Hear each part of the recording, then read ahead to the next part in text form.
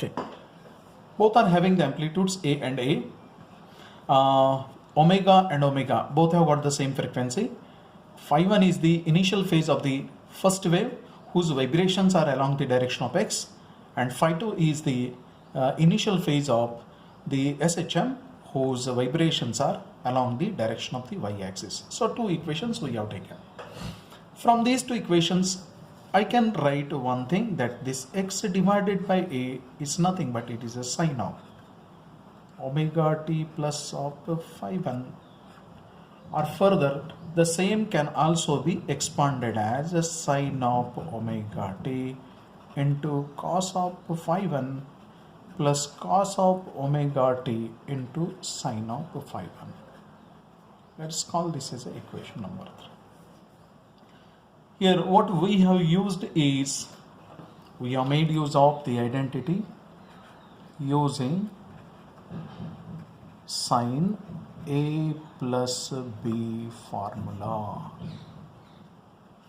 Sin A cos B in plus cos A sin B. This is the formula. Now similarly for this y also I can write y by A is equal to sine of omega t plus of phi 2, which can be further written as sine of omega t into cos of phi 2 plus cos of omega t into sine of phi 2. Let's call this as equation number 4. Here also we have used the same identity, that is a sine A plus of B formula. Right. Now we have to go for the rearrangement. What we will do, we will multiply equation number 3 by the term sine of phi 2 and equation number of 4 with the term cos of phi 2, and thereafter we will be subtracting them. Okay, I will change the page.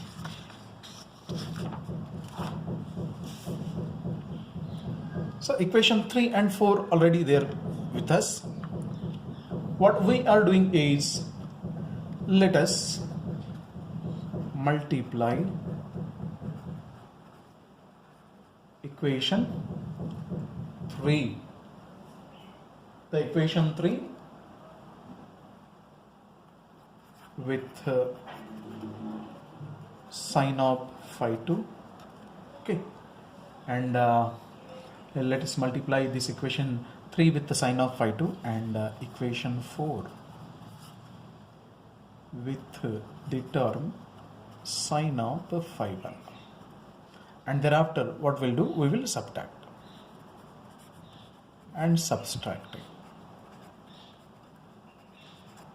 What the result will be, we will have the term x by A sine of phi 2 minus of y by B sine of phi 1, okay, equal to, if I will, after multiplying, if I will take a term sine omega t as a common, then inside the bracket I am left with cos of phi 1 into sine of phi 2 minus of cos of phi 2 into sine of phi 1, which is nothing but this is a sine of omega t into sine of phi 2 minus of phi 1. Right, I will call this as the equation number 5 now. Similarly, now one more step is to be carried out. Also, let us multiply equation 3 by cos of phi 1 and equation 4 with cos of phi 2, and again we will be subtracting.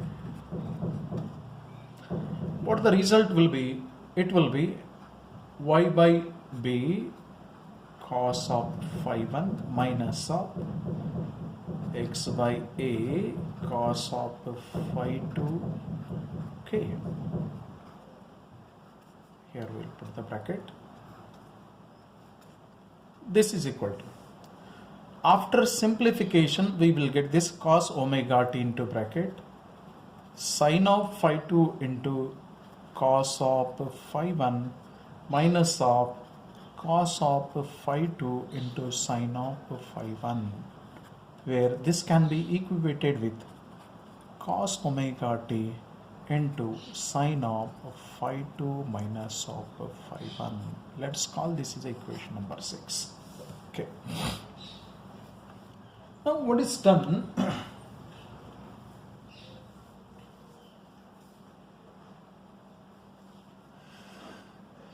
We have to just go for the one more last step.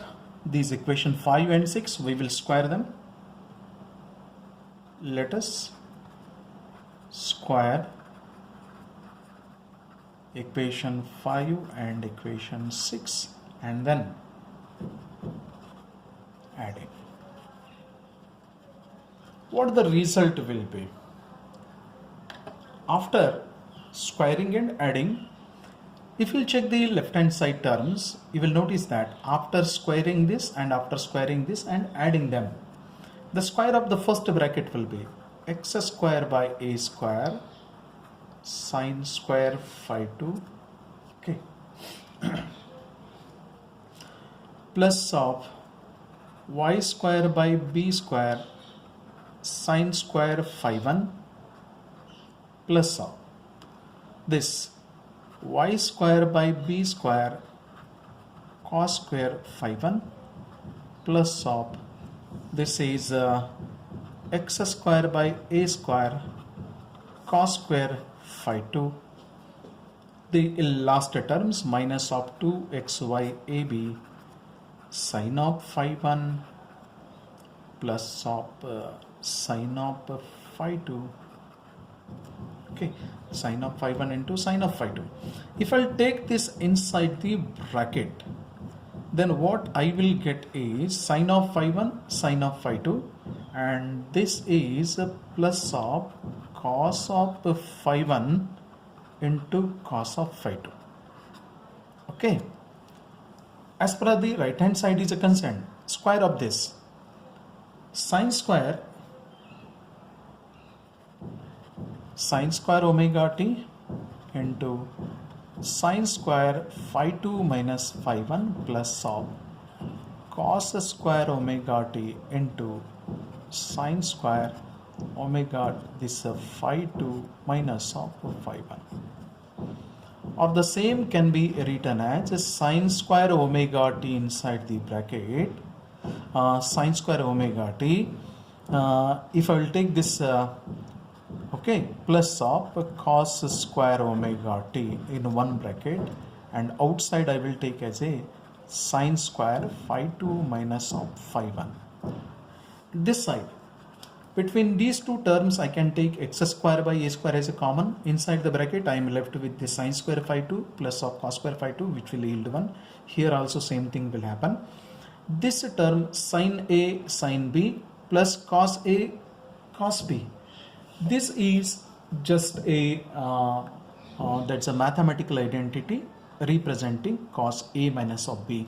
So after simplifying, I will get x square by a square plus y square by b square minus of twice xy divided by ab into cos of phi 2 minus of phi 1, and this side it will be sin square phi 2 minus of phi 1. I will get one equation.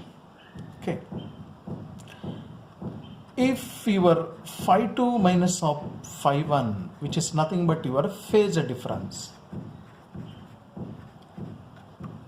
is represented by 5, then we can still make a simple form x square by a square plus y square by b square minus of twice xy divided by ab cos of phi is equal to sin square phi. I will get one equation. Let's call this as a equation number 7. This gives you the equation of resultant motion. Equation of resultant of two perpendicular SHMs. Right. Now this is a equation which resembles with the equation of a ellipse. Actually, this is an equation of ellipse whose major axis and minor axis are inclined to the coordinate axis, whose major and minor axis are inclined to the coordinate axis.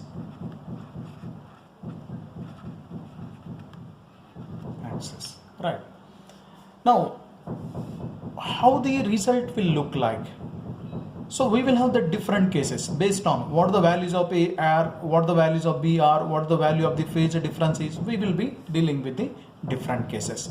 Now let's learn about the different cases that are noticed in this. The cases.